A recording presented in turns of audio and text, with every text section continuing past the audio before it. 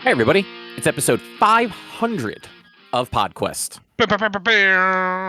Hey, Richie, come on now. Drew, I, Drew came in here with the bam. You came in here with the hey. here's the thing. Drew seemed so overly excited, and I didn't realize that it was actually episode 500, even though you said 500, because I'm still sort of fighting a cold, so... And you're logged into the document with your cursor on the line that says episode 500. I'm just gonna screenshot my entire window to show you what it looks like right now. So that it's easier, because this is no lie what I'm seeing on that screen. But yeah, I'm Chris. With me is Drootin. Hello. And the melancholy Walnut. Look, I'm just congested still. Now, I get it. Are you sure it's a cold and not allergies? Because I noticed like my allergies were starting a little bit today. It started kicking on Sunday or Saturday night. Okay, so it's been yeah. It's either from being out in the cold on Saturday, going to my niece's soccer game, or potentially I caught something from Thursday when I had my procedure, which who knows. But that's too long between Thursday and Saturday night. In my opinion, it would have been too long. I didn't do any sort of test or anything because it was like one day was really bad and it wasn't even that bad. I'm fine.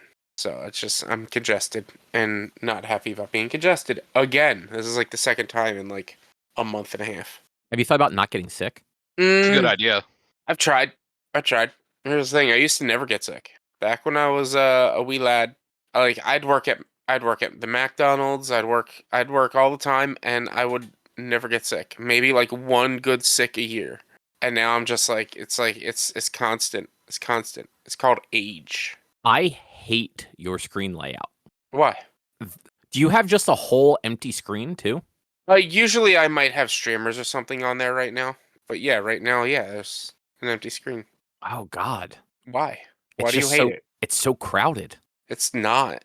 It has everything I need to look at on the screen that I'm looking at. I have everything spread across 3 large monitors. Why? Because I like it that way.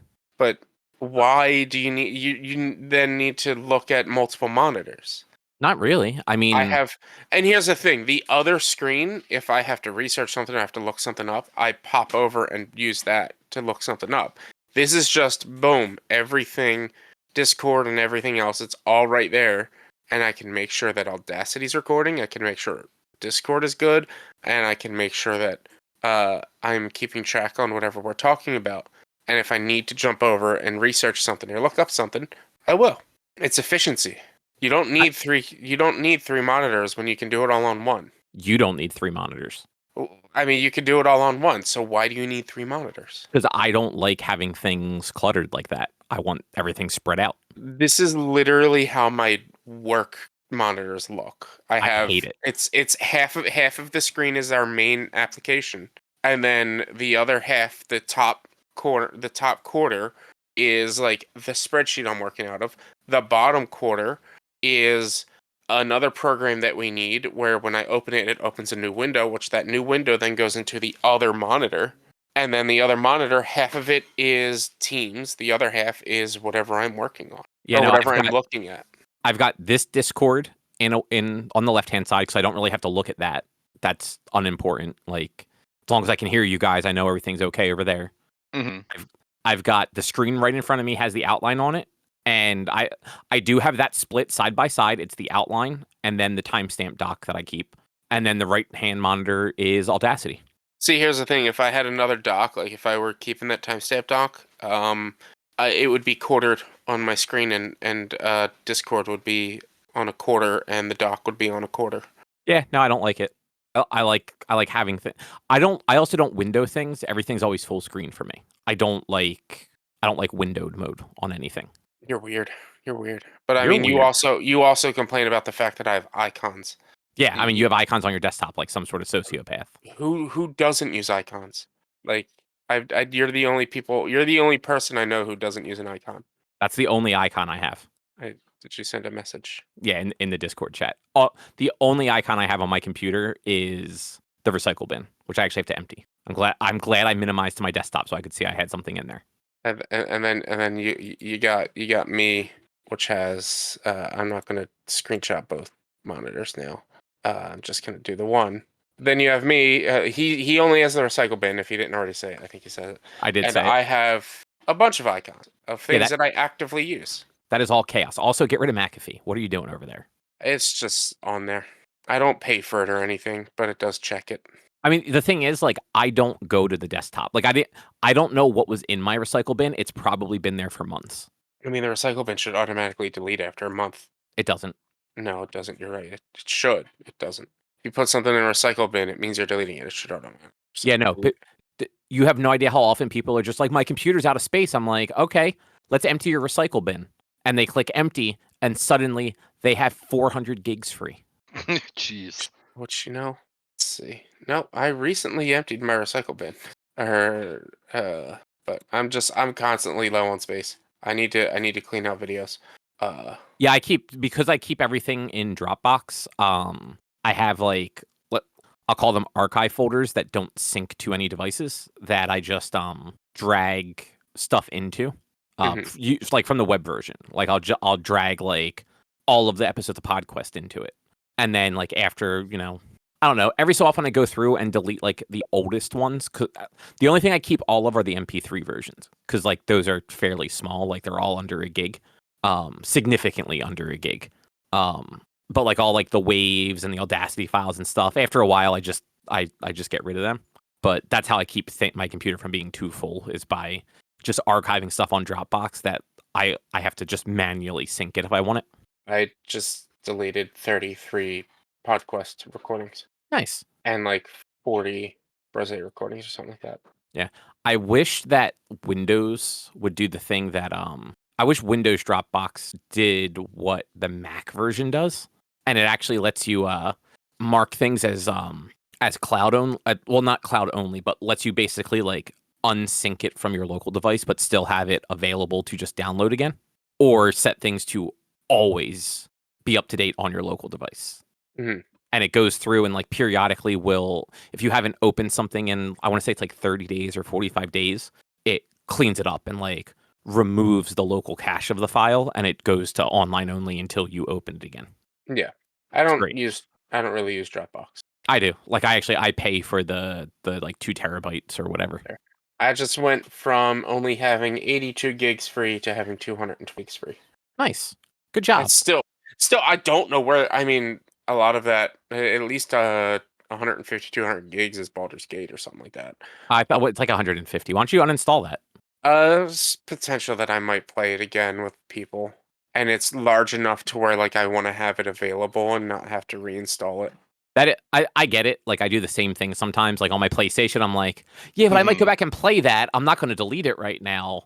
But also it's like, am I really ever going to go play it? Probably not.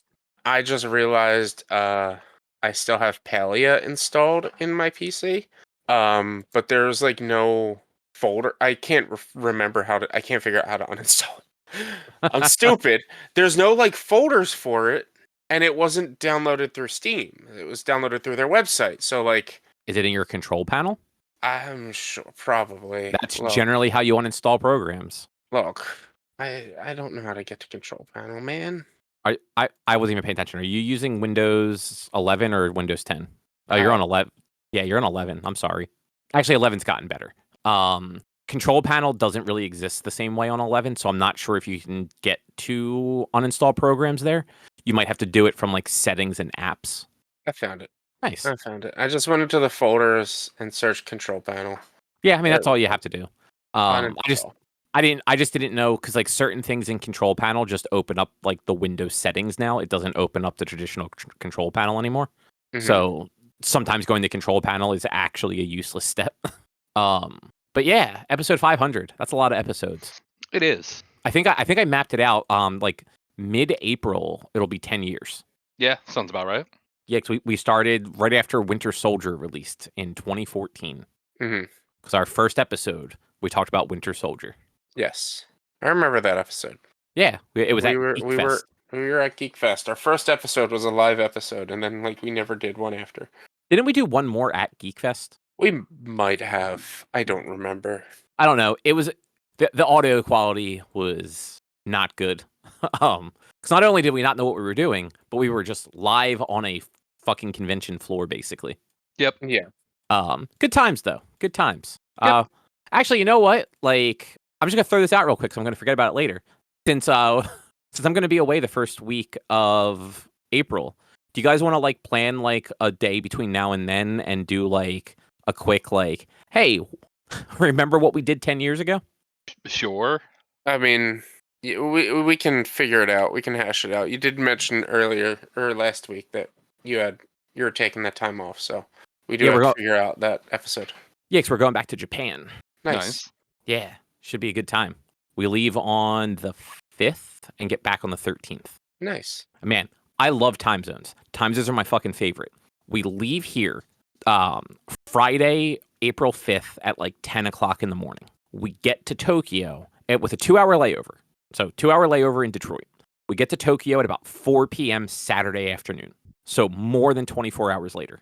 Mm-hmm. Coming home, we leave Tokyo at 4 in the afternoon. We have a 6-hour layover in Minneapolis. We get home at 10 o'clock that same night. Nice. It is so stupid. But why not, right? Why not? Yeah.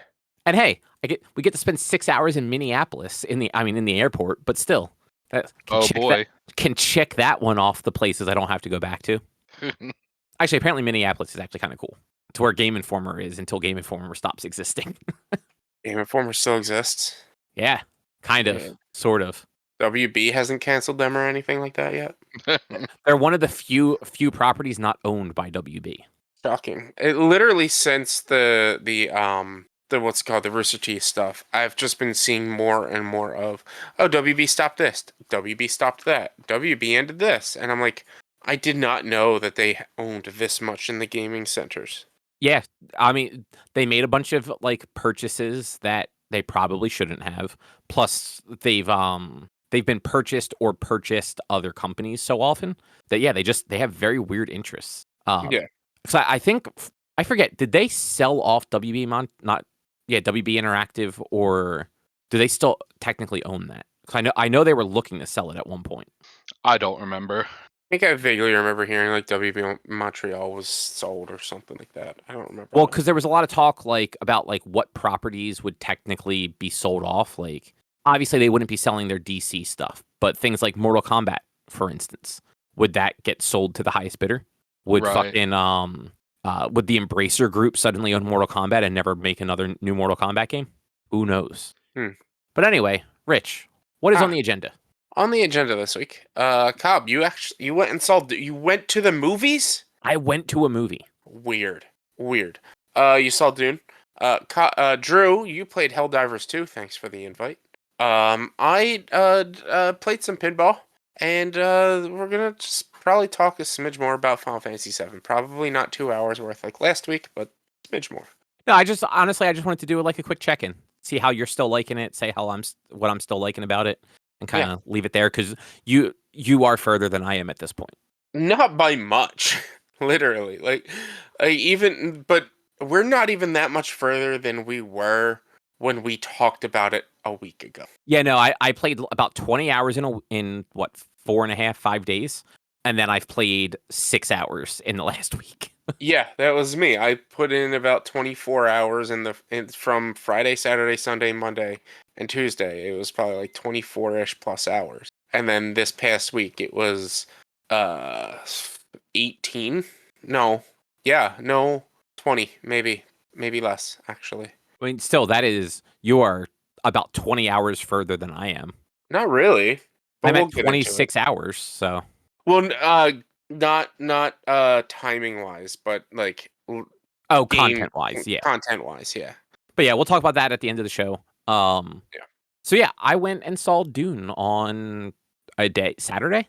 Nice. Did you get the popcorn bucket? No, because I didn't go to AMC. Oh, okay, fair. I actually went to Morristown for the RPX theater. That's a good theater. Yeah, well, because I figured like it's Dune. There's a lot of stuff happening. It would probably be pretty cool with like the rumble seats and all that they have there. When were you there? Saturday at 11. Oh, okay. So like hella early. Gotcha. Yeah, I went. I was the first showing they had because it's a 3-hour-long movie. I did not want to go late. Fair, because I was up there at like 5 to play Blood on the Clock Tower, so I was just gonna Nice. laugh if we crossed paths without even knowing it. I did. So I wandered that mall for like 10 minutes after the movie, and I'll get to the movie in a second. But man, that place is a fucking ghost town. Sure is. Like Saturday afternoon, I could have probably counted the number of people in that fucking place on one hand. I mean, it's a mall. Yeah, but you go to the Deptford or Cherry Hill Mall, there's actually like people there still. Well, there's also stuff around the Deptford and the Cherry Hill Mall. That's the thing. Like the Morristown Mall is I mean, honestly, it's in the better spot between the three because it's literally right off the highway, but there's not a lot around the Morristown Mall. Whereas like Cherry Hill is a big zone. I feel like you're forgetting how much shit is actually around the Morristown Mall. Well, literally around the Morristown Mall, yes. But in Morristown, no. I mean that's fair. But that's more so what I'm saying. Like like around the Morristown Mall, yeah, there's shops all the way around it. But the general area that mall is in, especially because there's an office park literally right there that no one goes to anymore because nobody works in an office anymore. Like there's not a lot in that area for people to have to go to the Morristown Mall. Yeah, I mean you're not wrong, but I did walk past that game store they have there, and like looks like a cool place. Yeah, and the people who run in there are pretty cool. Yeah, like I didn't bother going in because at that point like I'm just like all right I'm ready to go home, but yeah I kind of wandered around I'm like oh yeah look they have stuff in there, and like there are no anchor stores left in that mall it seems. Nope, not really. But Dune Part II is it's a movie. Have either of you guys seen the first one? No. Nope. I've never had any interest in Dune ever. Like even the originals, I've never cared. I mean, the originals are super campy from what I understand. You might like these ones. Like maybe not. I thought this movie was actually fantastic. I enjoyed the first one. Like I thought the first one was really good, but the first one was a lot of build up and world building without any real payoff, so to speak, because everything was just leading to this one. This one was like it was both. It was building on more things from the first movie with payoffs and actions and conflict and stuff throughout the whole movie. So when it was explaining things to you, you were interested because then you were seeing what those things it was explaining meant. Versus the first one, there was a lot of time where like they were just doing weird shit with no explanation, and it's like I have no fucking clue what's going on right now. But that your weird spaceship helicopter thing that looks like a fucking dragonfly is kind of cool. Yeah. But yeah, so both of these movies are actually based off of just the first Dune book, which I think is why it's why the pacing is a little weird, because like the first half of the book isn't necessarily meant as a stopping point. You're supposed to just read the whole fucking book and get that full story. In this case, they split the book in half. The first movie just covers that first half. That is all the introduction and setup for like why you should care. And then the second one is like, yeah, here is what we tried to make you care about in the first one, and everything coming to a head and kind of where things could be going. I hope they do get to do the third one. Because I did not know this. Apparently, there are just tons of fucking books in this universe. Frank Herbert wrote the first 6. And it seems like 1 and 2 are favored pretty heavily. And that's what people want. They want the second book to be made into the third movie to kind of like finish, I guess, that story arc. And then it seems like book 3 people don't like so much. Book 4 people love, and then 5 and 6 people don't like so much. And then there's like a dozen other books that were written by his son and another author that people just try to pretend aren't part of that canon in any way, shape, or form. Okay. Like Dune fans look on that whole side of it worse than Star Wars fans tend to think of The Last Jedi. Like, they just want it kept far away from the thing that they love. I don't understand why, but I'm sure they have reasons. The same reason people hate The Last Jedi, because it didn't meet their expectations, and so they're mad, and they can't grow up. Yeah, exactly. But so Part 2 picks up right where Part 1 left off for the most part. Trying to think of how to explain it, because I don't think I ever talked about the first one on here either. But they're on the planet Arrakis, I believe is what it's called, which is the desert planet. Apparently, it used to be called Dune by the natives, and it's where it's where certain parts of an empire collect a drug called spice, and the natives basically want to kick them off the planet and like get their planet back. And they take in the heir of the people that are invading their home planet and like make him one of their own along with his mother. And like he's not a child, like he's an adult. That's Timothée Chalamet's character. Mm-hmm. So it's a lot of this like this kid who was raised essentially as like a royal, because his father was Oscar Isaacs and he was in charge. He was like the Duke or something like that of the planet, specifically of like the spice mining and stuff on this planet. And the kid was he was one of those like bookish kids who like read up about the natives and what his people thought they did, kind of the way that like people in the 1800s looked at like the Native Americans and thought they knew what they were and like thought they were like savages and stuff like that, when really they were just making assumptions about a people that they didn't understand. Mm-hmm. But he was very intellectual about it and like wanted to find out more about them, and after a series of unfortunate events ends up kind of part of one of their tribes and is sort of hailed as like a messiah by them, or at least by like a certain sect of them. So a lot of probably the first half-ish of the movie is a lot of sort of it's him training and kind of proving himself to these people, and also them like kind of building up a resistance against the invaders that have just overrun their planet for this drug trade essentially. Yeah, like it's a weird story, but it was really interesting. And like I said, like the second one had more stuff happening. Like you never had enough time to be bored if like a scene was slow, because something always happened at the end of a scene, whether it was like two characters interacting with each other in a certain way, or an actual fight or combat or an infiltration, or just fucking actors being really good. Like Stellan Skarsgård from like the Marvel stuff. He was Dr. Helvig in the Thor movies. Yeah. He's in it. He plays, I want to say he's a baron to the emperor. Who the emperor is Christopher Walken, also, for what it's worth. Nice. Okay. Yeah, but Stellan Skarsgård plays this guy who he is now the one in charge of Arrakis and everything, and his people are just hairless all over. And he has just this disgusting fat suit on, and he's just like this gross looking blob of a man who's just like, he's always naked, but not like, they don't show anything. He's just kind of gross looking. And then his like right hand man is Dave Bautista.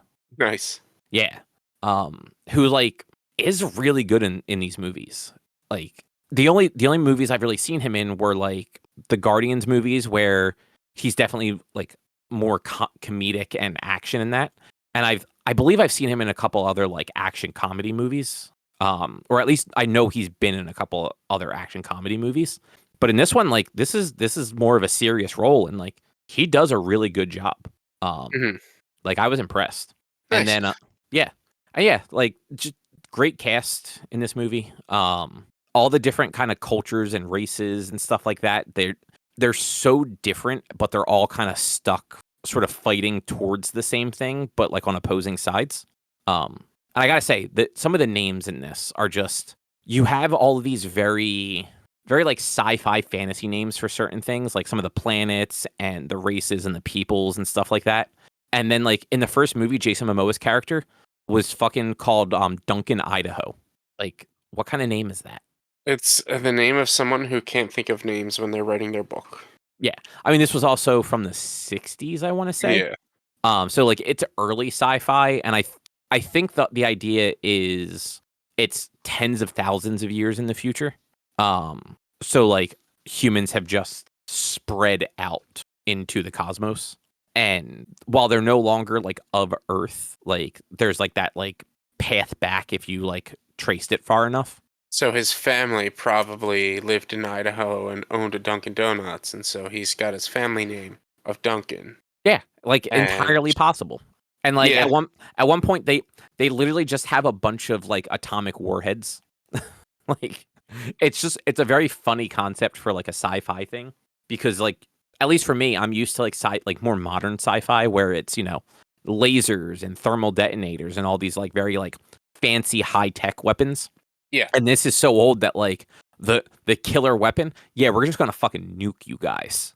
Like if you won't leave, we're just going to drop an atomic bomb in the desert, and then no one gets the spice. Like if we can't have it, fuck everybody. Which is also very American. yeah. Sounds like the most American. Yeah. Yeah, I've heard people talk about this movie a little bit, and with what they had to say, like one person was like, yeah, like he brought his daughter to go see the movie, like they got to Oh, go to like one like of the few how old? screenings. Teenage Okay. years, something like, or maybe preteens. But like he had said, like he brought his daughter, and his daughter had zero interest in the first movie, and like might have fallen asleep watching it. But then when she saw this one, she was like, I want to go back and watch the first one just to like understand everything further. Yeah, like it's weird how it really is one of those nothing really happens in the first one. And some of the stuff that they have happen, I feel like they just had happen so that there was some sort of conflict. Mhm. But the first one was so much just world building and kind of characters talking to each other and like determining if they should take action essentially. Yeah, And then this one's just like, yeah, no. First 10 minutes they're gonna fucking fight people, and a man in like this weird spacesuit is gonna get fucking bludgeoned to death by a big boulder. damn. Yeah.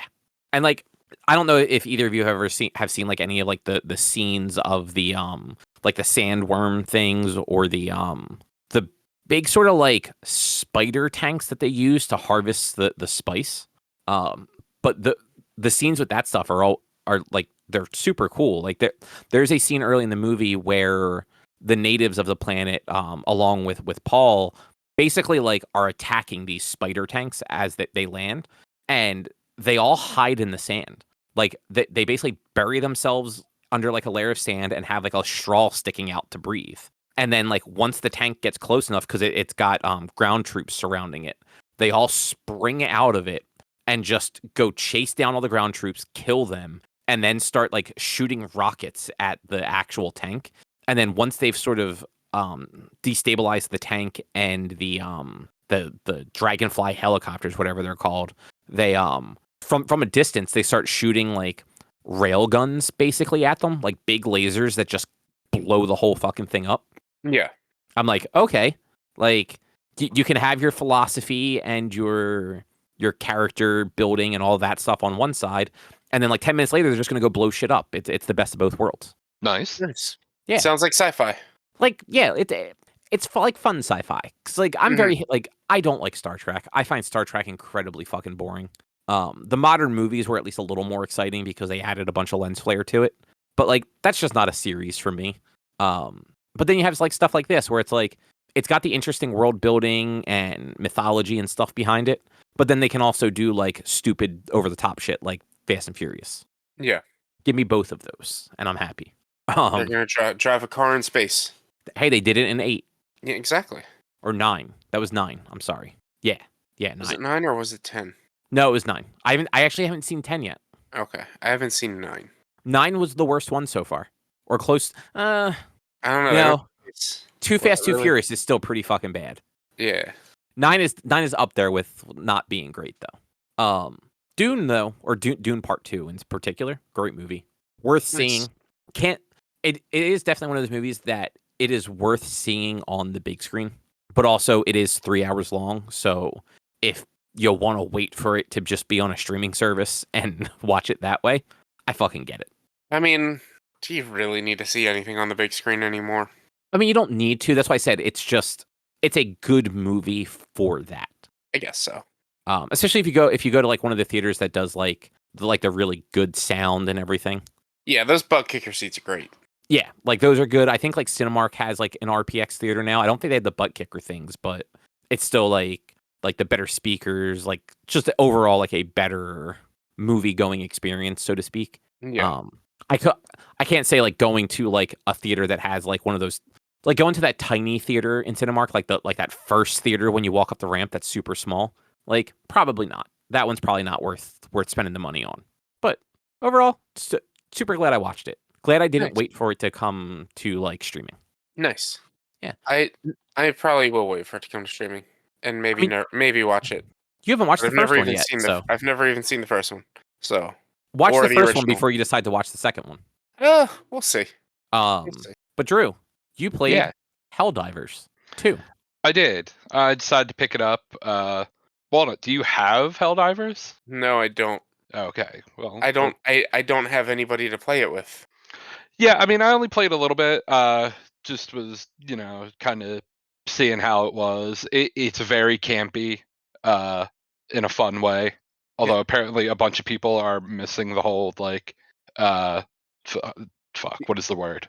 They don't understand it's satire. Satire. Yes. Yeah. They're missing the whole fact that it's satire. There are a lot of people out there that are mad at the fact that it's like, oh, we're spreading democracy by force, and we're being you're a colonizer in this game. 100%, you are a colonizer in Helldivers.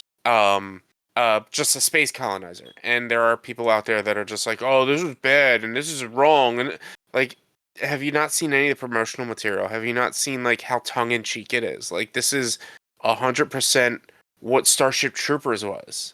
Like, it's so. Those same people don't realize Starship Troopers was fucking satire. Yeah, but also Starship Troopers. It was serious. Come on now. But Starship Troopers wasn't as like heavy on the colonization immediately as like Helldivers can be. Come on, Starship Troopers is basically a nonfiction. Yeah. But there's two different types of enemies. You do missions either against like robots or bugs. Although like the intro doesn't show that there's robots at all. Like the intro is all just like, oh, here's this dude and his happy family, and then his family gets murdered by these insects that invaded Earth, which then leads to the whole, go spread democracy because you got to kill the bugs that are killing the humans. But then it just like throws you onto a ship and you go pick missions, and then you can either have it be drop in, drop out co-op or just play solo. I dropped into one person's game over the weekend when I played a little bit, just to see what that was like. It's pretty wild coming across people that are way higher level that have way more shit than you have. So like if you drop into someone's game, it's not like level matching? No. Because the way the leveling in this, it's your character's not leveling up. You're unlocking shit as you level. But is the equipment not more powerful? I mean, it definitely is. It is, but you've never played Call of Duty Online. It's like Call of Duty though. Like, you don't get all the weapons at once. As you get more experience from doing online matches, you unlock more equipment in that game, and that's how Helldivers works. You don't have it all right away, but as you level up, you get more equipment. You get more. What are the things you call down called? Stratagems and things like that. You get more of that. You get stronger things like that. And like I don't really know 100%. You can tell me more. Like, doesn't everyone mostly have kind of all the same base equipment, and then it's the stratagems you call down and whatnot that really helps you? Well, no, there's like straight up new gear and guns and stuff that you unlock as you're playing. Like, I don't know what it was that this one dude had that he was like level 26. I'm like level 4. Maybe I got to 5. But he had some like drone thing that just followed him and just shoots at everything that comes into range, and it was OP as fuck. Like, it was so cool just watching him just go like, I'm gonna walk up and everything's just starting to get like laser beamed. Yeah. So I guess my question then is, so if you as a new player are getting dropped in potentially to somebody who's been playing since launch, is like the level not scaled to a point where like you're just getting obliterated? Well, I mean, so I don't know that the enemies don't scale. The enemies are all always the same difficulty level. But there are different difficulty levels of missions. Yeah. Okay. So you're not getting dumped into a mission that you can't do necessarily. I mean, you would pick the difficulty, And whether or not you can do it by yourself is one thing, but if you can do it with randos that are higher level, that's another. Okay. Or or people that because you can party up and whatnot Yeah. before you And go and into the people you play with, they can also call down stratagems for you to use as well. Like they can call down Yeah. like a rail gun that you can grab and run around with. They can call down something that you can pick up and have. Even some stratagems are just resupply. Like somebody can run around with an ammo pack, so you can waste all the ammo and shoot the ammo, Mhm. and then go to their pack and take it from them. Okay. Yeah. Other than knowing that it was very Starship Troopers esque as far as like fighting giant bugs and things like that, I know almost nothing about the game. Yeah. So like the stratagems that you call in, it's fun. You hold in L1. I don't know what it is on PC if you're playing on a keyboard, but you hold L1 and then you have to do a set of directions on the D-pad, and it's different for each different stratagem. Yeah. So like you could have to do the Konami code at one point. Yeah. uh, and then you go through, you pick a mission, it'll have a couple objectives that you have to do. Usually, like go kill enemies at a certain spot or blow up a base. Those are the two I've most seen so far. And then you go to extract to get all your XP and any bonus stuff that you picked up throughout the mission. It seems like you get 5 lives per person that's playing. Because I want to say when I was in that 4-player game, it had 20 redeploys or whatever it calls them, which you then have to. If you're playing by yourself, it just automatically respawns you when you die. If you're playing with people, someone has to call in the stratagem to revive someone. And the thing with the stratagems, when you call them in, if you're not paying attention, they might just land on someone and kill them. Nice. So like you might call in a pod to revive someone, and then a bunch of enemies spawn, and you stopped paying attention and dropped right on you, and you just killed yourself to revive your friend. Yeah. It can be complete and pure and utter chaos. Yeah, it gets chaotic and fun and goofy. The dudes are just like randomly shouting like "for democracy" when like you just are rapid firing on a machine gun or whatever. Um, Well, that sounds exciting. the one of the cooler features I think in the game, and it's also a little frustrating because if someone like me were playing this game, I'd be really bad with this. Is when you reload, if you reload before you empty your clip, you lose the rest of that clip. Mm-hmm. It doesn't just auto-populate your ammo into the next clip when you reload.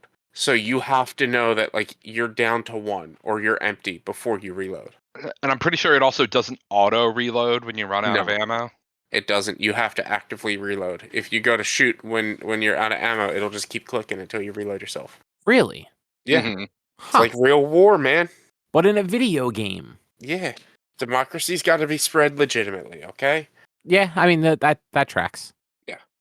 Yeah, that game, it looks fantastic. I want it. It's on the list for probably this summer at some point. I will probably be getting it. It's once I beat Final Fantasy, I'm going to get back into and play Monster Hunter World. And once I get decent of the way through Monster Hunter World, I'll probably jump into Helldivers once a week. Hopefully, you find it enjoyable. Yeah. I mean, that would be a bummer if you didn't. it's only $30, $40. Like, I wouldn't be too bummed if I don't find it enjoyable. But everything I've watched, I'm going to find it enjoyable. I mean that's fair. Like you watch enough of it, you kind of get a good idea if you're going to enjoy it. Yeah. So yeah, Drew, you going to keep playing?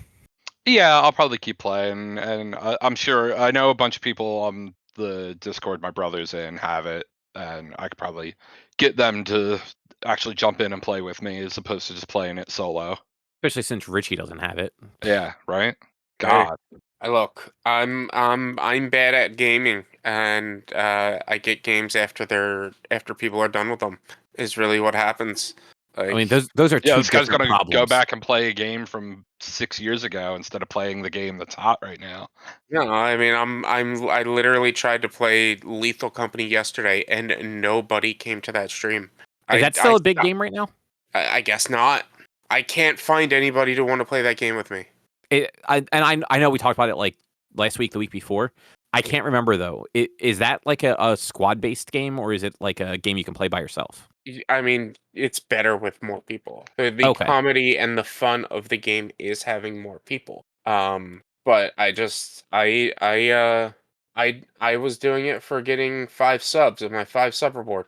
Let's see. Currently on Twitch, and I know it's really dumb to say how many how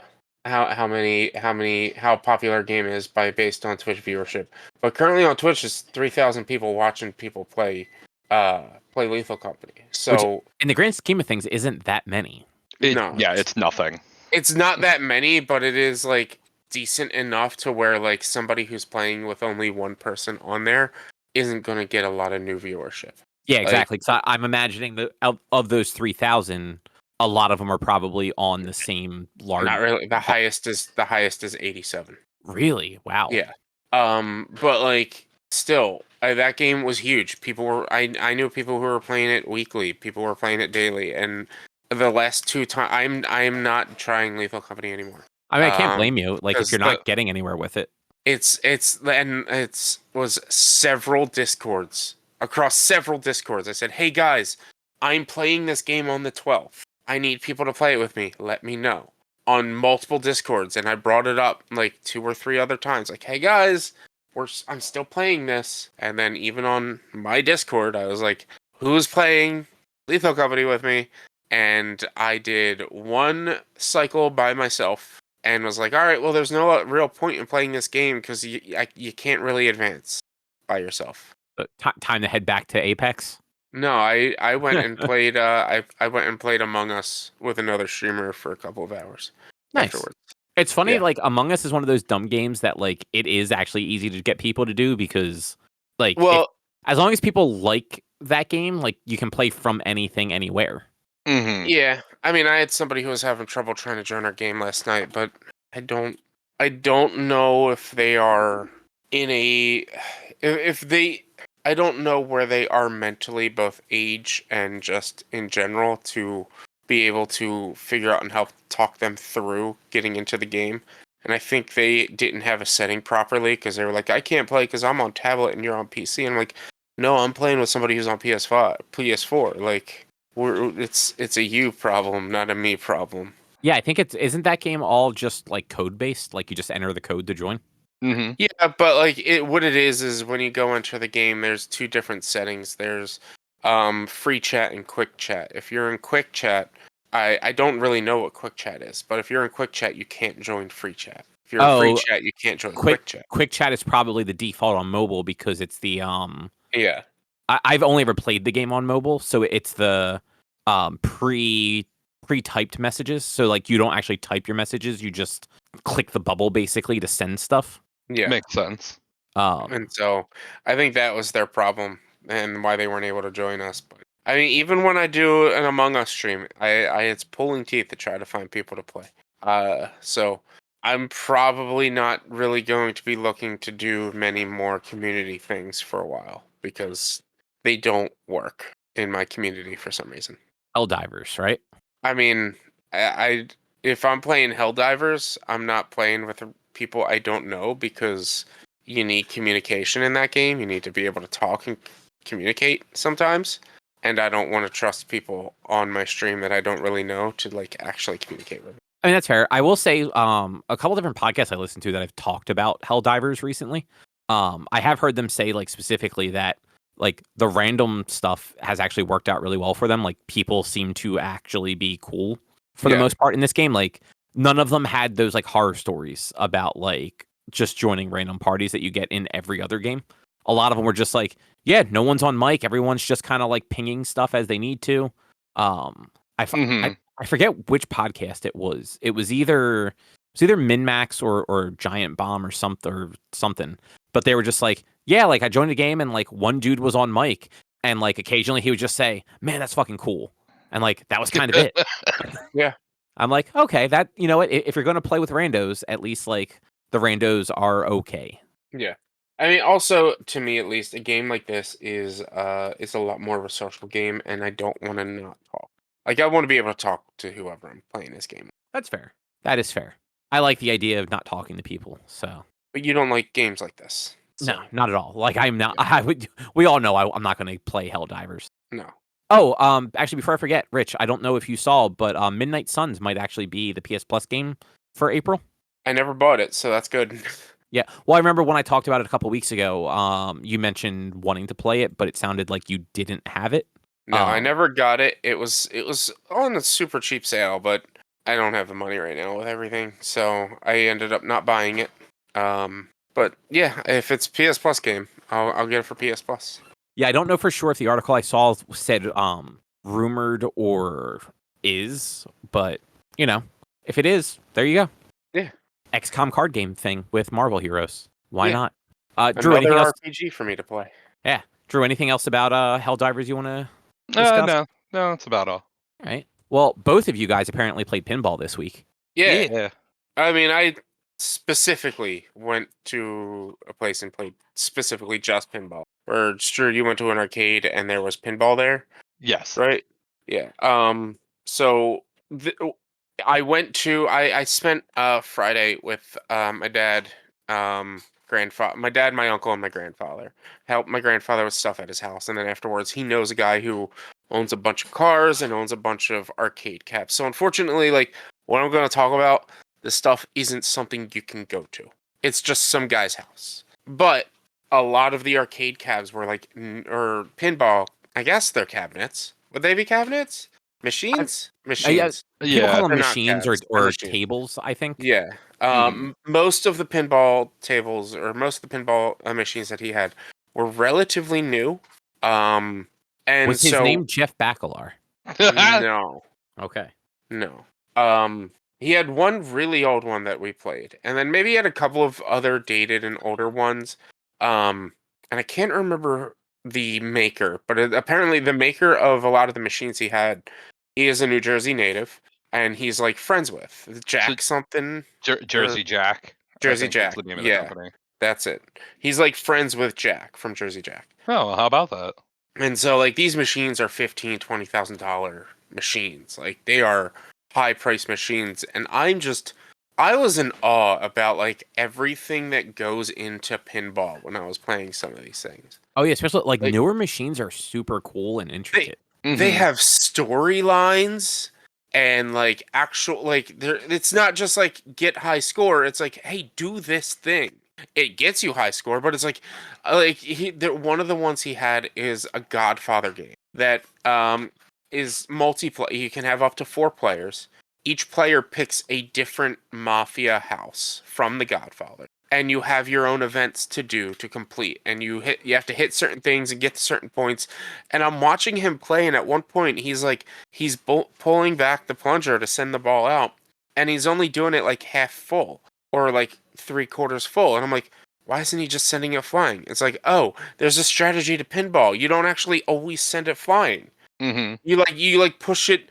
Sometimes you only want to get it halfway, or sometimes you only want to get it like. And in this machine, if he gotten it more than half but less than all the way, he would have like gone down a certain track and gotten better points. And so he kept trying to do that. And I'm like, this is wild. This is crazy. And like the machine itself like had like scenes from the movie playing, like actual like small LCD screen with like scenes from the movie playing, or like different things happening, and like there were figures on the top of the screen when he activated a thing. They would sit there and turn back and forth and shoot at you and stuff. I'm like, this is wild. The other one he had in that same room that I played with my grandfather, there was like an Elvira one. And like, so she's there, she's like, it's showing clips of like the movies she had on her show while we're sitting there trying to play. And it's like, oh, get the werewolf, and you have to hit the werewolf in the face or do this or do. I'm like, I did not know that pinball was this in depth anymore. Or at all. And like it blew my mind because like, I fucking love pinball. It's one of the most underrated arcade games in my opinion. And like it's awesome. It's fun. But those machines are so even like old school machines, but like the machines for pinball machines are so expensive and they're so hard to maintain that like no one really wants to have a pinball machine. Yeah, there's a lot to them. Like it's not like there's all the mechanics in them. The modern ones have so much computer, but there's also like just getting it leveled correctly. Because it's not Yeah. like you can just like bring it in and set it up. Like you have to make sure that the tilt is right and all that stuff. There's a science just to having a pinball machine set up. Yeah. And there's like a bespoke market for these machines now, Yeah. where like if you were to just buy like the ones that you find in like an arcade, they're expensive, but they're not as expensive as like some of the ones you were describing, where like a lot Yeah. of times people don't own them, they like borrow them. Yeah. And so like one of the first machines I saw when we walked into his garage to check everything out was a Godzilla machine. And you guys know, the second I saw it, I'm like, I am playing that. I don't care. And one of the cool things about that machine is like it would have like clips of Godzilla playing in the background or whatever. And every time he steps, and it's from like Toho Godzilla, it's old school Godzilla. Every time he steps, the entire machine shakes. Oh, that's kind of cool. I was like, this is fantastic. This is awesome. And like certain events you can do will make buildings actually collapse, and it'll change the rail tracks and things like that. And I'm like, this is wild. This is so wild. There's even like a lot of his machines, and they were the Jersey Jacks machines, have like an actual button on the top where if like you activate an event, you actually have to press a button in like a kind of video game-esque thing to press a button to complete the event as well. And it's not just like, oh, you did it. It's like, oh, you actually have to still play more while this like little cutscene is playing on the monitor. And then the Godzilla one, the Godzilla one was really cool. I spent a lot of my time playing that, but like to you guys, it's not really going to make a difference what it was. So I'm not really going to push on that one. Because, like, you guys aren't going to care. But there was another one he had, which was Wizard of Oz. I think they have that one at the Fishtown barcade. And one of the cool things with the Wizard of Oz is you can go up to the second level. And there's the things, the paddles on the second level, but they're on the opposite sides.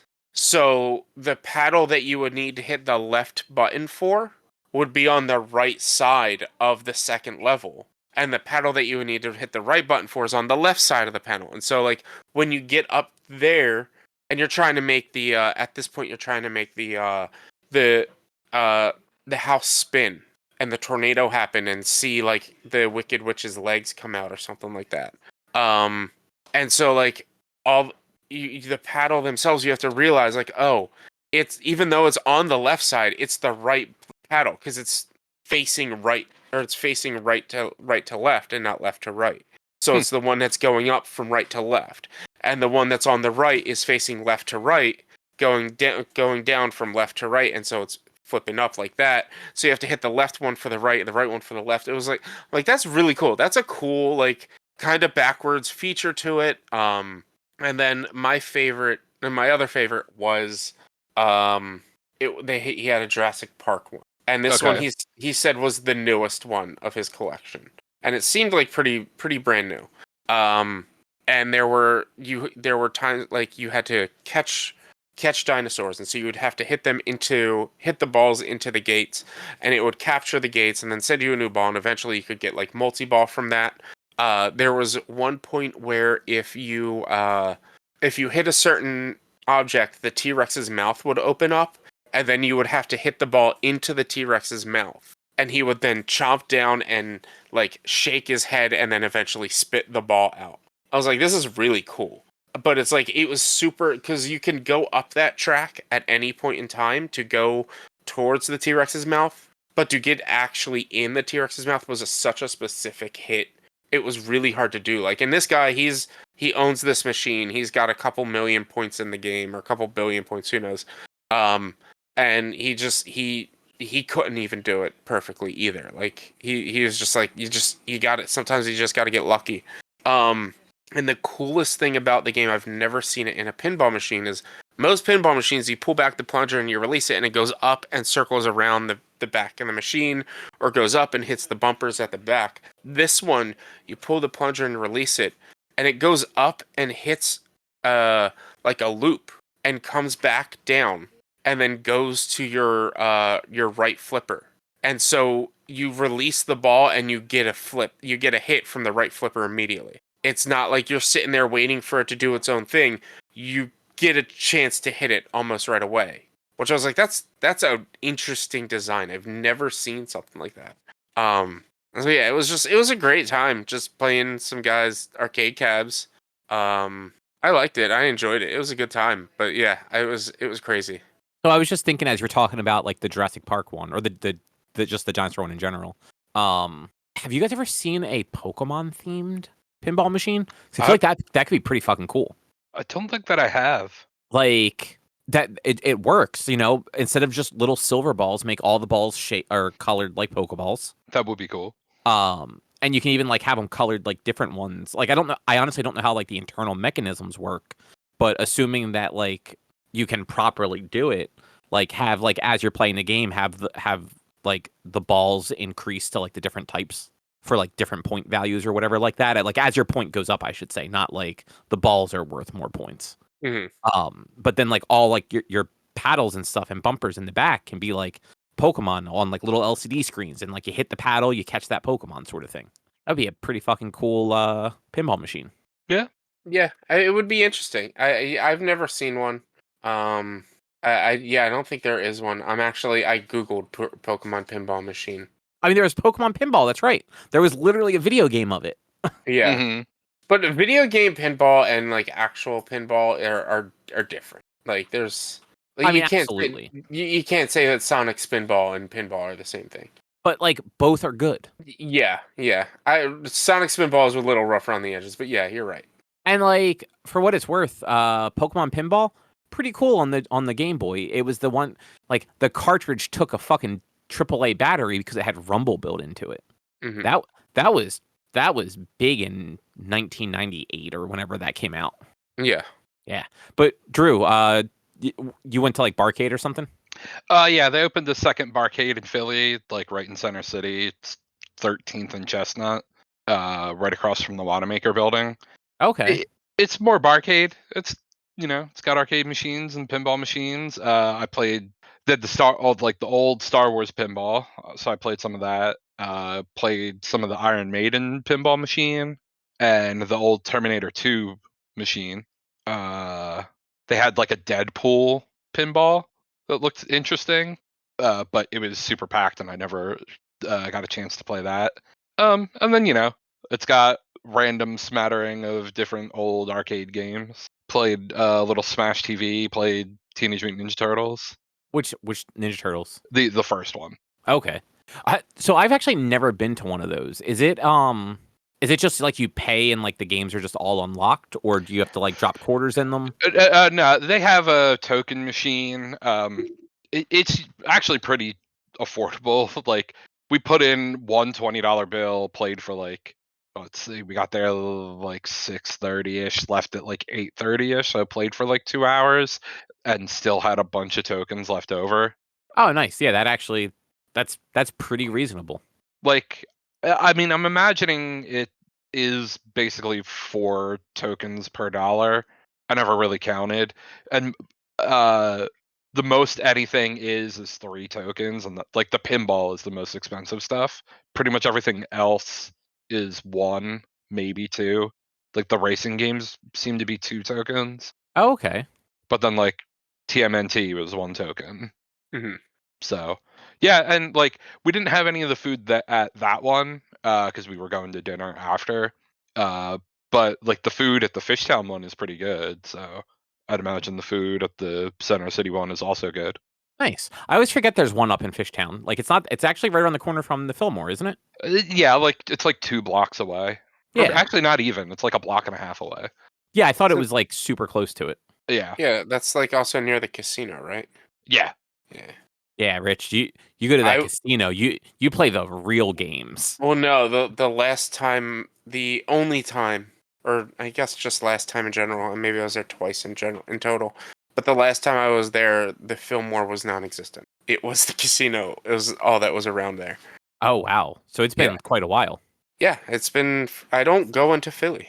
Well, you should. There's cool stuff there. I don't got anybody going to Philly with. Just go by yourself. No. Plus, I'm not going to go to Fishtown by myself in my car. I don't Why not? drive. Sounds nice. I don't drive into Philly. I Dude, don't drive into Philly. that's barely Philly. It's the easiest drive. I don't drive into Philly. Don't you drive into Philly to get donuts? That's the most I'm gonna do, and that always gives me anxiety. I feel like that is actually the worst drive than driving to Fishtown. I mean, it's not, because although it's right off like the main road near the stadiums, like I don't go during game days. I mean, Or that's fair. if I am going on a game day, it is fucking early. It is 8-9 o'clock. So like, and it's far enough away from the stadiums that like parking's not going to be affected. Yeah, like I mean, so for what it's worth, like I'm not trying to convince you to drive to Fishtown for no good reason, but like Yeah. you literally just make the very first right off of the Ben Franklin Bridge onto 5th, and Mhm. then you hang a left, or you hang one more right and one more left onto Front Street, and you're in like the heart of that area. So my problem isn't as much driving in Philly. Like I do have a little bit of an issue, like a little bit of anxiety in just in general, just driving in Philly. But it's more finding somewhere to stop in Philly. Park at the casino. Yeah, Then Yeah. I'm just gonna go to the casino. Do both. yeah. Go make a little money at the casino, and then go wander around Fishtown, get a nice bite to eat or something. Yeah. So I That's- will say that is the reason to go up there. There are so many restaurants and stuff up there. Yeah. Like you could in theory go up there like every week and not run out of restaurants for quite a while. Well, I mean, it's probably also because with rent as high as it probably is, there's a new restaurant there every week. Actually, no. You know, like I understand that's a joke, but like thinking about it, like a lot of the places, like they've been there at least for a couple of years, like minimum. So like, because like they do well enough, I think. Like, yes, you're right. Like I'm sure the rent up there is just fucking astronomical, but I think It's there's all- so many people up there that they do a good business. I mean, it's also Fishtown. It's hipster town, Pennsylvania. So I feel like that's more Northern Liberties now. maybe, yeah. I don't really know Philly. I don't really. I feel like Fishtown has kind of turned away from that and is now all bars, restaurants, and concert venues. Mhm. And If the I- comedy club Punchline is right there too. If I can't walk to it from the speed line, if I can't walk to it in 10 minutes from the speed line, I'm not going. Get out of your shell, man. Explore. If I had people to explore with, I would. Be okay by yourself. Explore yourself is what I'm saying. I'm boring. Why would I want to do that? That's fair. That is fair. You don't even come to my streams. Hey, I subscribe sometimes when I think what's more important, watching you or giving you that Twitch Prime? Watching me. You can only have one, and it's unfortunately the Twitch Prime. Watching me. Here's the thing. I'm pretty sure I stream enough to where if you sat there and watched every one of my streams, I would probably make more money from ad revenue from you watching my streams than I do from you subscribing to my stream. That is depressing just for like how the breakdown goes for that stuff. I don't know 100% for sure, but like I stream a lot, and I'm pretty sure I get more. I'm pretty sure if I had the viewership that my follower count, which shows that I should probably have, I would have a lot more money. I would definitely get more money from. You know what I'm saying? And I then you could stream a take lot. that money to the casino in Fishtown Exactly. and then khakis. And stream myself at the casino. IRL On stream Kick. you playing blackjack. Yeah. Just start. I'll go on Kick and stream myself at the casino. Well, I assume Twitch has like a terms of service saying you cannot do that. Twitch, you're not allowed to do gambling streams on Twitch. That's what I mean. Like I assumed it was in there. I did not know if they had a non-gambling thing on there, but I assumed they did. They a few years ago. It's not. It's relatively recent, but like it's still it's something that they took down during the pandemic was gambling streams. Okay. But anything else about like pinball or arcade machines? Either you guys want to say? No. No. All right then. So I guess just kind of a quick little check-in on Final Fantasy VII then. Rich, how are you still enjoying it? Or are you still enjoying it? I am still enjoying it. There's a lot to this game. There's a lot of stuff in this game. And it can get a little overwhelming. But I am enjoying it. I'm having a lot of fun playing it. It's a good time. And yeah, the only thing that I've gotten a few frustrations. Number one is fuck the fitness game. Yeah. or whatever it is, the crunches or whatever it is, not crunches, pull-ups. No, it is No, crunches. it's crunches. It's sit-ups or crunches. Yeah, fuck that game. Because here's what I hate about it. When you first get that mini game, for the quest line, the idea of what you need to do is tap the button when it shows the circle. But then when you do that for the side quest or for just the bonus content, it's not tapping. And it's a bad system because it's hold it in halfway and then hit it when it reaches full capacity or something. It changes the third time too for once it gets a little harder. I can't do that mini game. I can't. So I beat the initial one, and then I beat the girl one more time, and then I went against the first guy, and that's the one where it changes from rapidly pressing the button to pulling it halfway and then pulling it all the way. And I kept failing on that because my brain just didn't want to do that part correctly. Yeah. It also doesn't help that it's all on the shoulder buttons and it just feels bad. There's two things that I hate. It's number one, it's on the shoulder buttons, which I don't mind that, but the rhythm is L1 or is R1 L1 L2 R2 R1. Or it basically goes clockwise or counterclockwise starting with the ones. L1 R1 R2, which to me when I'm hitting those buttons, when I'm hitting my shoulder buttons, that does not feel natural to me. A clockwise or counterclockwise motion does not feel natural. What feels natural is R1 or L1, like L1 R1 L2 R2, or opposite R1 L1 R2 L2, a zigzag, a Z motion, something like that. That feels natural to me. This doesn't, and because it's one of those mini games where it slowly gets faster as you do it. I can't get the rhythm at the beginning. And I was getting so frustrated. I was getting so mad. I couldn't get the whole holding it halfway and then hitting it full.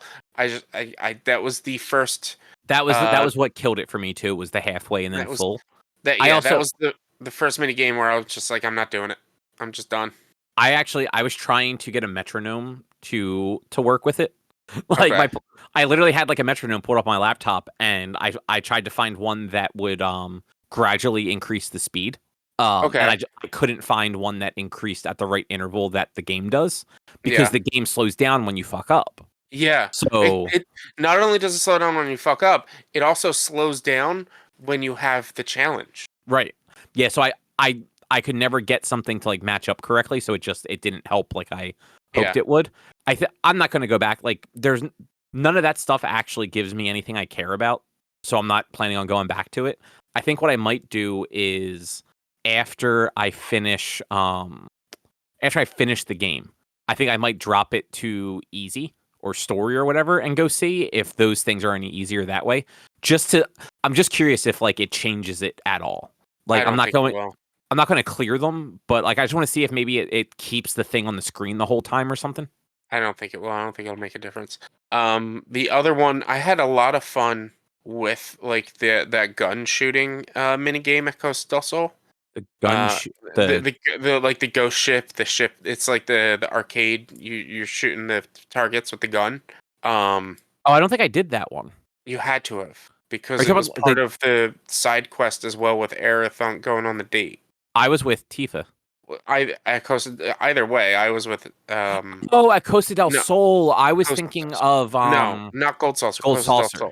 Yeah, I was frustrated at the fact that once I finished that side quest to go on the date with Aerith, they incorporated one more difficulty level or one more level of challenge for the ghost ship portion, and that one was they count your accuracy towards it. I was like, well, this sucks, because that controls so poorly, because you're targeting with the left stick, and it's just it's so slow, but also so fast at the same time. And again, I will stand by this. The worst feature that PlayStation has incorporated into their console is these fucking haptic feedback triggers, because it's that I like as well. Them when they're done well. I don't think it's done well at all in this game. I don't think it's ever done well. I think it is a bad feature. I don't like it. I don't know. There's lots of times where I think it's pretty cool. Yeah, there have been times in Final Fantasy even where I think it actually was kind of cool. If I could turn it off, I would. You can I turn think it off. I've where? How? The system settings. And then I'm gonna have to do that because I think it's a bad feature. Like when also you're some of those mini games also actually have a press this button to turn off the adaptive triggers. I pressed that and it didn't turn it off. It was less as adaptive. Like it wasn't as hard. Like I think it's a stupid feature. I don't understand. But I also I don't care about vibrate. I don't care about vibration. Like that doesn't pull me in or out of a game having vibration. I think it's a silly thing when people were up in arms at the fact that these controllers might not have vibration because of lawsuits. I was like, okay, who cares? Like I personally think like the rumble does add something when it's done well too. Like I think sometimes it's done very poorly, but other times like, it makes sense. The only time I care about rumble, and it's probably because it's done very well, is in Sea of Thieves when I'm sailing the ship. There's two things that helps with the rumble. One, it will rumble when you center your wheel, when you center your ship's wheel. And the other time it'll rumble when the fish is about to come off the line, so you know to move the direction that you're fishing from. That's it. But like even the fishing thing, I don't need that because I've played the game without the rumble and the screen shakes, and that's fine. Yeah, so then just go into system settings, just disable all of it. If I knew I could do that, I probably would have. Because I think the rumble I don't care about as much. The rumble is whatever. Like I'm not going to turn the rumble off because I like a lot of times when the controller is rumbling, it's during a cutscene and I already have placed it on my desk, and I'm just feeling my entire desk rumble at that point because I don't hold my controller when I'm watching a cutscene. But those triggers, I hate them. They don't bother me. Like every once in a while, I don't think they're always used well, but they've never bothered me. Yeah, I think so. Like that really frustrated me. Was like they incorporated that they have that the trigger in that game, and then my finger was hurting trying to get the best score, and then it's like, oh, you now need to get another 1,000 points to get the best score to get the best item of this game. Like you could have just let me do it all right away. Like if you're gonna introduce a mini game, let me do it all right away. Don't like have me get to one point and then be like, oh, by the way, now that you've finished the side quest, here's just one more thing you can do. You just have to do it better now. It's like, no, just let me. Like it's a reward thing. Like what if I'd already gotten that amount of points and didn't unlock that part? What if I'd already gotten that amount of points? Would I not have gotten that reward? Yeah, probably not. It's bullshit. It's bullshit. See, I don't play those games beyond what I have to. Like I don't even try that hard in them. So that didn't bother me at all. Unless it's a game that I just can't get into, like the crunches, I will get 3 stars. I will gold star it every game. One try for all of them. If the only thing I ever retried was the Queen's Blood, because I think that's actually was like a fun game and I wanted to win the tournament. But like all the mini games, one try. If I do well, I do well. If I don't do well, I'll try. Like I don't need to go again. Like at the Gold Saucer, I got the high score on the motorcycle game. I got this middle score on the shooty game, like the spaceship shooty game. And I think I got like the lowest possible score on whatever the third thing is you do. The battles, maybe? The battles were interesting. I only did one battle, and it was way harder than I thought it was going to be. Like I made it through both rounds, but I'm just like, all right, cool. I did a battle. I don't have to do this anymore. I did the first battle. And it was like the first battle of like the first round of the first battle took me so many tries because the issue is there's just so many enemies in that fight, and it's like separating them and figuring out which ones to kill first and things like that. The next round in that fight was cakewalk. It was simple. And then the same with like the next round. It wasn't until like the level increased from like 30 to 40 was when I was like, oh, okay, now this is hard. And then have you left the Gold Saucer yet? I'm in the prison. Okay. Have you done anything in the prison yet? I got the first bit of food for the Chocobo. Okay. So I had to fight that little horde of fucking cactuars. Horde of cactuars. Oh, Which one? That was like going to the finding the greens in the cave because Oh yeah, the I bar guess owner. it's Right. not in any sort of order. Like yeah, the bar owner Yeah. gave me the key to go up onto the Yeah. cliff, and I had to So chase a cactuar and fight a bunch of other enemies, and then I got fucking murdered by that little horde of cactuars like 6 times because all of them kept casting thousand needles on me. cactuars are a pain to fight, man. And They're fun. They're there's a fucking pain. 12 of them. I mean, look, you probably don't play like I do. I only use Cloud's range attack. I've yet to figure out how the range attack works. Dodge and then attack. Oh, is that really all you have to do? You dodge. You don't even have to be. You just hit. You don't even have to be dodging out of the way of anything. You dodge and then keep hitting square, and he sends an airwave. If you hold square, he'll send an airwave and then dash towards it. But if you just dodge and then hit attack, Yeah. he keep. Sometimes he just does it, and I'm like, this is great. I'm finally hitting the enemies that are flying. But then other times I get Yeah. into battles with flying enemies. I'm like, cool, Cloud, you're useless. Come here, Barrett. Yuffie's the best for all this. For cactuars, I mean, you can't use Yuffie at the moment, but for cactuars, Yuffie's the best. Oh, because you can just throw her fucking thing and just let it do its thing. You throw her shuriken and then you use her her ninjutsu, and her ninjutsu always hit the cactuar. Oh, nice. Yeah, because they can't dodge something they can't see. Oh, yeah, that makes sense. Yeah. Yeah. As far as Yuffie goes, when you're running around as her and you have to do the bomb fight, Yeah. that bomb kicked my ass a couple of times. Yeah, that fight was rough. I think I had to do it once or twice. I finally I think I did it 3 times altogether. Like I died twice, and then on the third one I got it. On the third one, the majority of the fight was throw the shuriken, let it do like a little bit of damage over and over again, run around in a circle. When I had 2 bars of ATB filled, do an attack, and only one though. I always kept one charge so that I could fucking heal myself when it inevitably managed to hit me with one of its fire attacks that did way too much damage. When you use her, are you not using her elemental ninjutsu? No, I am. Okay. Okay. So that is usually one of the attacks that I would do. I would either do one of the elemental ninjutsu or one of just her elemental attacks. Because I had unlocked like the ice and wind and thunder, I think, at that point for her. Yeah. So like I would hit those and I'd hit the ninjutsu and stuff like that to try and figure out like what did the most damage each time. Well, I mean, his weakness was ice, so it was just anytime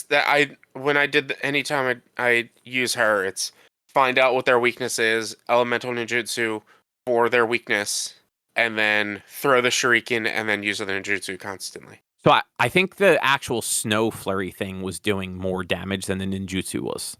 You do know the ninjutsu is key to her attacks, right? No. Did you not? You don't read. I don't. This is why you need to. This is why you need to read. You need to read. But I also don't use Yuffie. She's not part of my thing. But when you first got her, it taught you how to use her. Yeah, and I immediately closed it. You throw her shuriken, and when you hit square while her shuriken's out, she uses ninjutsu attacks. Oh, that I did see. Yeah. If you I thought you meant like her regular attacks then got charged with it. Yes. If you use her elemental ninjutsu ability, you can set it to fire, ice, wind, or air. Fire, ice, wind, or what am I missing? The last one. You can set it to lightning. You can set it to that, and then when you have the shuriken out and her ninjutsu attacks when you're hitting square, are then that element. Yeah. So I only thought it was when the shuriken was I thought the shuriken was doing that element as it was spinning on them. No, it's her actual squares did it. It's her square attacks do it when the shuriken is out. Okay. So that's why you weren't doing damage, because you weren't attacking. No, it was doing damage. I just wasn't attacking a lot. So I thought the shuriken was doing damage versus the snow flurry or whatever it's fucking called. Well, yeah. So like the snow flurry is. So the thing about her attack is it's not going to cause a elemental exploit to pressure, but it will cause bonus damage due to weakness. Right. So you are doing extra damage because the shuriken's out, so that's dealing damage. Plus she's attacking, which is dealing damage. And if you're attacking fast enough, you're potentially doing more damage than if she's attacking physically. but she is a great ranged fighter because of that. And then you use like the Snow Flurry, the Fiery Impulse, whatever, to cause, or you use your magics to cause just the pressure. But with the bomb, to pressure a bomb, you need to deal just specifically ice damage while it's using flamethrower. So if you're throwing the shuriken and then just running around while it's using an attack or something, you weren't pressuring it. Oh yeah, no, because I also wasn't using like the ice spell directly, because I was saving my MP for healing. But if you had the Snow Flurry, Oh, that would have worked. The way that you said it, I thought you meant the spell is what pressured it. No, any ice damage that's not her ice ninjutsu. Okay. Yeah, Any elemental damage that's not her ninjutsu will do well. Any elemental damage of their weakness that's not her ninjutsu will cause a pressure. Yeah, I didn't scan or assess him either, because like he's a bomb. Like ice is obviously the thing that's going to work against him. Yeah, even if I think I know it, I still scan. Every new monster I scan, just because every new monster there's potentially a different way of pressuring them. Yeah, I mean it makes sense. I don't think I even had pressure on her though. Like I had her configured with different materia. I mean, she starts with an assess, so unless you did take I take everything off of everybody and rebalance it, because I don't need that many assess. I really just need. I have 2 people with it just in case. I only ever have Cloud with it because Cloud's always in your party. So Cloud has it, and then I occasionally give it to other people, just in case I'm not using Cloud, because like sometimes in battle I will switch it from Cloud immediately. Mm-hmm. Like if it's a flying enemy. but see, again, because you didn't read the tooltips to figure out how to do the range attack with Cloud. Flying enemies, I fight with Cloud because it's dodge, hold square, and he dashes right up to the enemy, and he's in the air, and you attack them right there. I don't know. See, even with that, because I've had that happen a handful of times just by happenstance. I'd rather attack them with Barrett. Like him he's just really good for range. Barrett's really good for range for sure, but like Cloud's my party leader, so I'm automatically using Cloud when the fight starts. But also, like I don't use Barrett as much as you do. I don't like Cloud all that much. Like if I could swap Cloud out of the party, I actually would. I honestly probably would as well. I think my ideal party at this point would be Tifa and Yuffie, and then probably either Aerith or Kate Sith. But I just unlocked Kate Sith, so don't really know how well he's going to be. Yeah, like I would probably it would definitely be Tifa and Barrett for me. Because like both of them are great at raising raising pressure, but raising the stun gauge. Does Barrett have an ability that increases stun damage? So I don't. So he does have an ability. It's a weapon ability, and I forget what it's called. I just started using it because I had swapped weapons. It adds something to your gun, to like just your regular shot, that increases it. I think bonus shot. No. Actually, yeah, maybe bonus shot. That increases pressure. Yeah. Oh, you said stun. There's pressure, and then there's the stun percentage. So or there's the stun gauge, which Barrett uses his triangle attack, which will increase the stun gauge, and then if they're pressured, that their stun gauge increases more. And then Tifa, she has abilities that increases the percentage of damage that you do while they're stunned. Right. Yeah. So that's why I was bonus shot on Barrett, because it increases pressure. That bar fills up quicker. Yeah, that bar fills up slightly faster. Not really much. Depending on the enemies, because his attacks are coming so quickly. Like I get some enemies stunned really quick. Usually not bosses, obviously, because bosses are their own bag of issues. Dude, but wait until you fight Dyne, man. That fight's annoying. Yeah, I'm not looking forward to that. But because even his overcharge ability is super fucking useful. Yeah. And then Tifa is just great because like her physical attacks, even without any sort of like extra buff, tend to just pile on to the stun gauge if they are pressured. And then things like Unbridled Strength give you that. Yeah, I mean, those extra attacks. Yeah, like if you can, and if you can increase your speed to where ATB refills faster, and use her, and you can get 2 ATB bars filled really quickly, unbridled strength, both of them, and then fill up 2 ATB bars before anything's even staggered. Yeah, And then you staggered can, is the word I was trying to remember. yeah, I kept saying stunned. Staggered is what I was yeah. trying to think of. And then you pop 3 triangles from Tifa to get their damage up to at least 200%, and then use an ability or 2 from her, or pop another unbridled strength or 2, and then increase their damage even further. But if they're at 200% and not dead already, then they're a boss, and you Yeah. might want to hold that unbridled strength and just do damage. Yeah, but so my party would definitely be those 2, and then I'd probably cycle between Red, Aerith, and Yuffie. Oh. See, I like Red, but I can't block. I can't get the perfect blocks, and I'm bad at blocking. worthless. I've just given up on it. He ends up being worthless because like he doesn't even have a block animation. Yeah. If you I hit the block can't button- even hit a block correctly with Cloud. I just don't try anymore. Yeah. I dodge a whole bunch, and usually if an enemy has like will get pressured from avoiding or blocking their abilities. I just Yeah. avoid it by dodging them, and that is good enough for me. With I'll generally dodge, or I'll pull out Punisher mode and counter. I don't use Punisher mode that much, except he has that one ability that improves if you switch to Punisher mode. It's another weapon ability. Yeah, it's Prime mode. Is that what it's called? I think so. It's the new. You just got it. I think you should have just gotten it with your purple sword. Yeah, it's off of that one.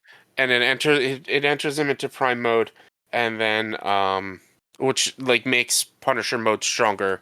And like there's something about like a bonus as an extra attack if you're holding square if you do it or something. But there are enemies that will hide in the sand, and the only way to pressure them is to hit them while they're out of the sand. And so I'll just enter into Punisher mode and hold guard, and he will counter anything that hits him physically when that happens. And so that's how I do those fights. I just sit there and I hold guard until an enemy pops out. That makes sense. Yeah, Aerith would probably be my least used one because she's just not great to fight with. She can be a little rough. She's got some cool abilities, but she needs setup. Well, and that's the thing. Like her abilities are cool. Because it's how everyone specs her. Like she tends to have good magic and magic defense, but because enemies target the player character usually, she sucks at mobility. That's the one thing that's really getting to me is unless an enemy is staggered, your AI characters seem to not be attacking. And so like they'll just sit there and guard the entire time. And like I've watched it. I'll switch over to Aerith or to Red or to somebody else, and I'll watch Cloud, and he'll go from attacking to just guarding the entire fight. Have you gone into your combat settings and made sure that they're set to do certain things? I'm gonna have to go and play with that stuff because it really does feel like my characters don't do much. There is like a defense balance aggressive option sort of thing. You might unintentionally be set to defense or something like that. I never changed it, so it's whatever would be base. It might be on balance, but balance might just mean that like they only attack when they're pressured or staggered. Yeah, so like my party tends to attack fine. I do cycle between them a lot because their ATB gauges, they're not attacking as quickly as I can, so the ATB gauges don't go up as quickly.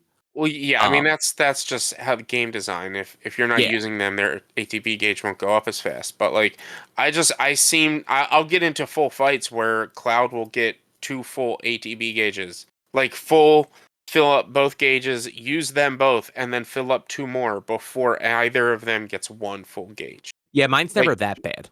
Like before they get just half a full gauge, actually. Yeah, usually I'll go through 2 gauges before the other party members have filled up all like their 2. But I also I have all of mine set with autocast for for healing. Oh, I took that off. Oh no, it's super useful for me. Tifa ran out of MP at one point, and I didn't realize it and went into a fight because she was auto healing the entire time. And I went into a fight and she didn't have any MP to heal or to help fight and attack. I'm like, yeah, I don't like auto cast. Oh, that's weird. I've never had that happen because they only heal when a character is like below half health. Yeah, I mean, I take a lot of damage because I don't block or guard. I just attack. I'm aggressive as fuck. I mean, I am too. I roll around a lot.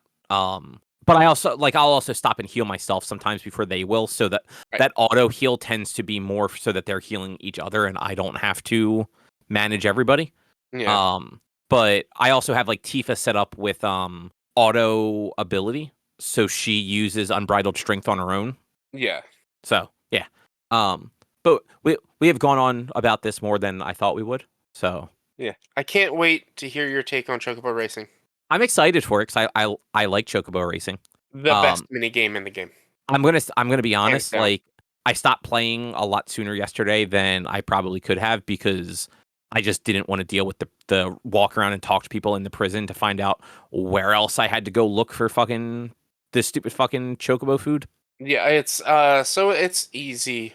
There's there's one where you have to figure out who's telling the truth. I misread that and I thought it was figure out who's lying.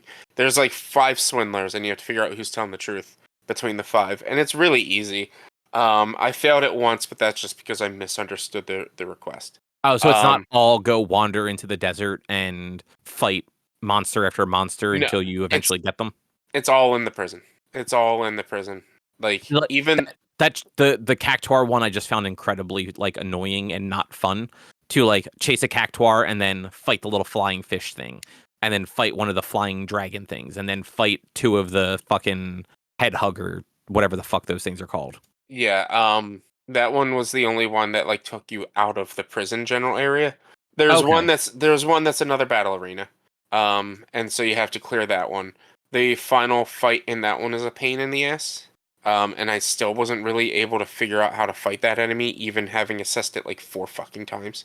Yeah, like that doesn't sound fun to do with just Cloud. It's if that battle arena is only ever one player or one character. And then another one is just going into an alley and fighting things. So like there's 4. So spoilers, minor.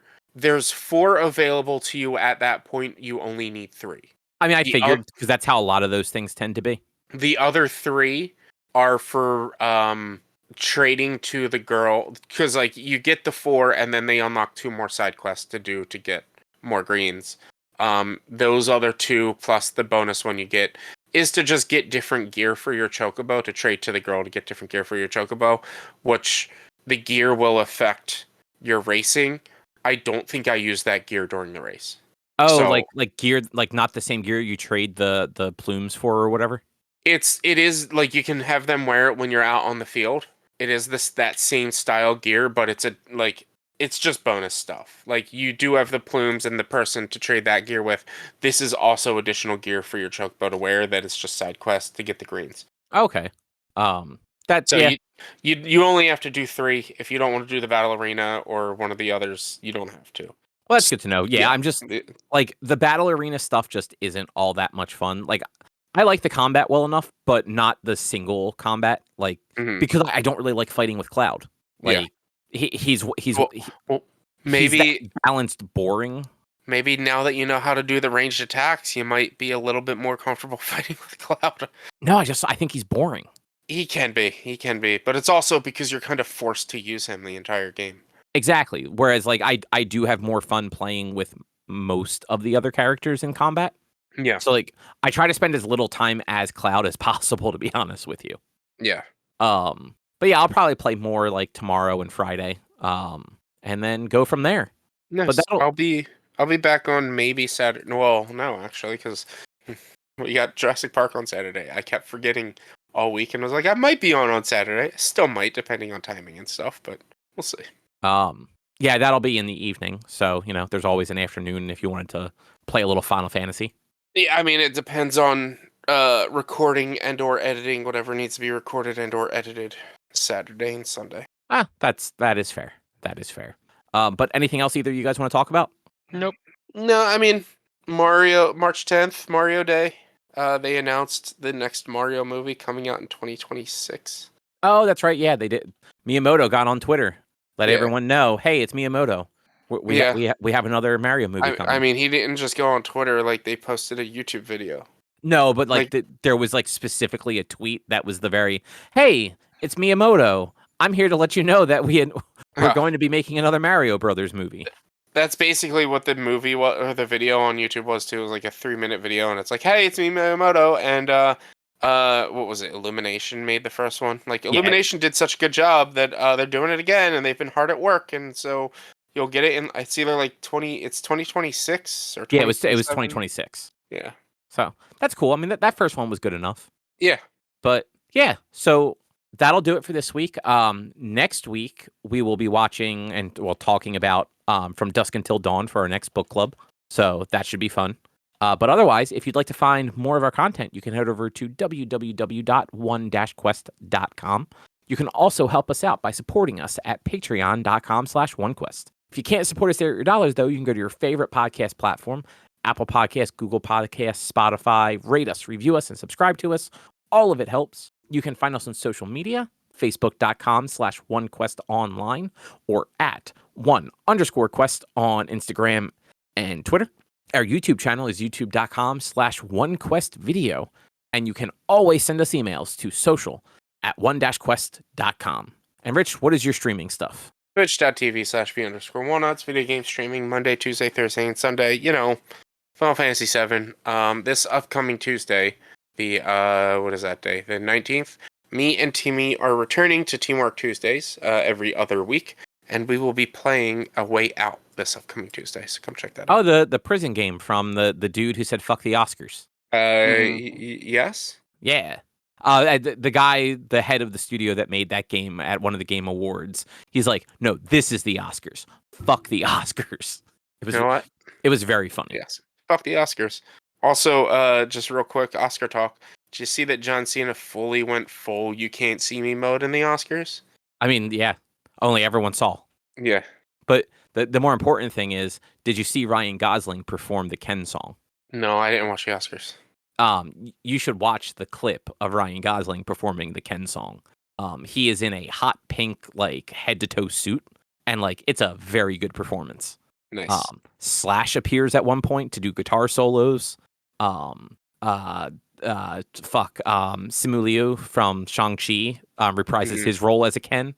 Nice. On stage with all the other, like, dancers and stuff like that. As Gosling is singing, he's like walking through the crowd, and a bunch of the people in the crowd know the words to the fucking song, and like it's all the people that are nominated for shit, and he's like handing them the microphone and letting them sing the words to the song. You know that was planned. I mean, it absolutely was, but you could also tell that everyone was super into it. Yeah, because like you watch the Oscars and you can tell when people are just doing the thing they were asked to do, and when they legitimately think something is funny. Yeah, and like. That people were very into that one. Nice. It's probably the only thing I saw from the Oscars that actually looked entertaining. And then it proceeded to not win Best Song. Oh, boy. But yeah, that will do it for this week. We will be back next week with something else to talk about. Thanks for listening. Bye. Yes. Bye.